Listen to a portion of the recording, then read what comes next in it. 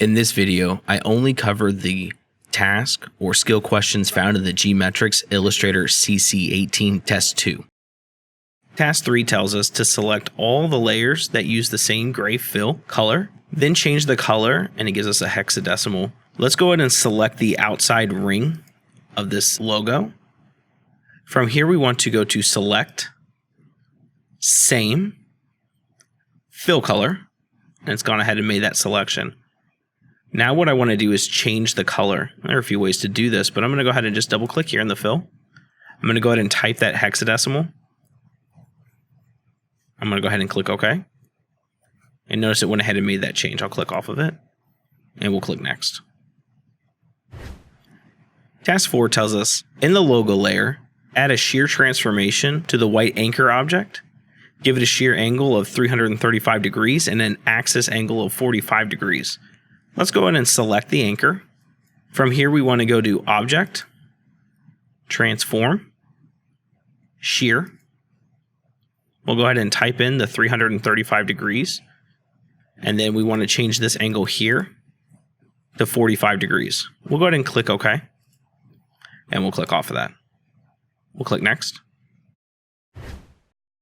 Task 5 tells us to change the document units from points to pixels. To do that, we want to go to the File, Document Setup, and here in the Unit section, we want to change this to pixels.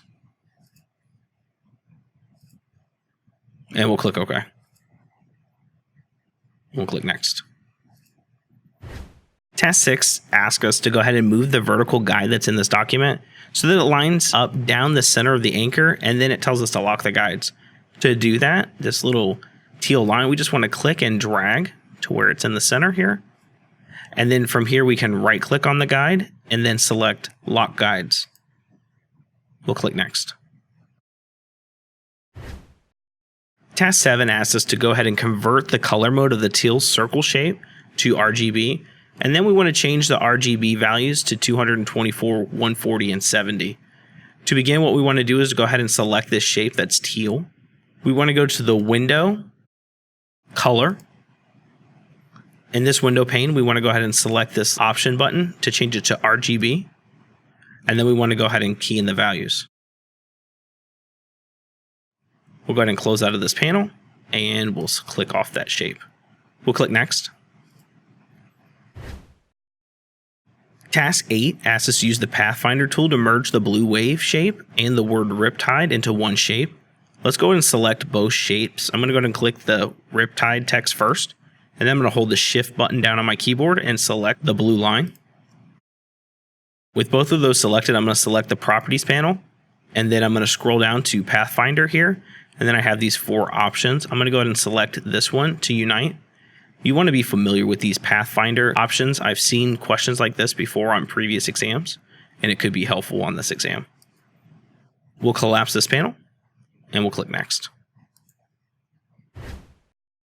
Task 9 wants us to create a new document that uses the legal print document preset. We're going to go ahead and name it Flyer, and we're going to change the orientation to landscape. To do that, we want to go to File, New. We want to go to the Print. We want to select Legal. We'll change the orientation to landscape, and we'll go ahead and change the title to Flyer, capital F. And we'll click Create. And we'll click Next. Task 10 wants us to left align the text Produce Market. We'll go ahead and select that text. We'll open up the Properties panel. From here, we'll scroll down to the Paragraph section, and what we want to do is select Align Left. And we'll click off the text, and we'll close the Properties panel. We'll click Next. Task 11 wants us to create a star shape that has 7 points, and then it has the 2 radius listed for us. What we want to do is go to the Shape tool. We'll go ahead and click this and hold to get the star tool. We'll just go ahead and click within this artboard. We'll go ahead and make sure our radiuses are set. And we'll change the points from 5 to 7. And we'll click OK. We'll go ahead and click off that. And we'll click Next. Task 13 asks us to go ahead and move the retro music text into the album title layer. We'll go ahead and select this text and we'll open up the layers panel and we'll go ahead and open up the layer 1 here, and we see that this is selected. We'll go ahead and click and drag this into the album title, and once my cursor changes and it highlights the album title, we'll go ahead and release our click, and now that's part of that. We'll go ahead and collapse this and we'll click off the text. We'll click next. Task 14 wants us to change the opacity of the Unigen text to be 75%. We'll go ahead and select that text. We'll go to the properties panel, and in the opacity, we'll change that from 100 to 75. We'll hit enter, and we'll click off that text. And we'll collapse the properties panel, and we'll click next. Task 15 wants us to trace our image using the black and white logo preset. So we'll go ahead and select our image here within this artboard. We'll go to the window tab here at the top, and what we want to do is select image trace, which pops open the Windows Trace panel.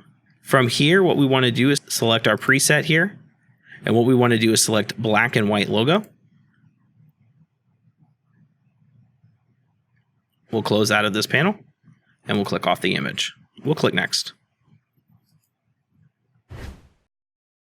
Task 16 wants us to rename our artboard here to be called Market Flyer. To do that, we want to go to the Windows tab here at the top. We'll go to Artboards. And in our Artboards panel, we'll go ahead and double click Artboard 1 so that we have the ability to rename it. And then we'll go ahead and type in Market Flyer, capital M and capital F. We'll go ahead and hit enter to set our text. And we can close out of this panel. We'll click next. Task 17 wants us to change the Unigen text to outlines. So we'll go ahead and select our text here. At the top, we'll select type. And then from here, we want to select create outlines. We'll click off the text and we'll select next. Task 18 wants us to apply the 3D extrude graphic style to the Unigen text. We'll go ahead and select that text. We want to go to the window tab here at the top. We want to go to graphic styles. And then what we want to do is select the 3D extrude. And notice it went ahead and applied that to the text. We can close out of this panel and we'll click next. Task 19 wants us to lock the image sublayer so that it can't be moved or edited. Let's go ahead and select this image.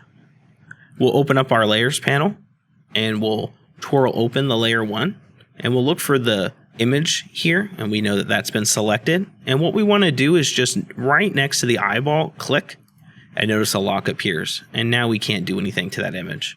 We'll go ahead and collapse the layers panel, and we'll select next.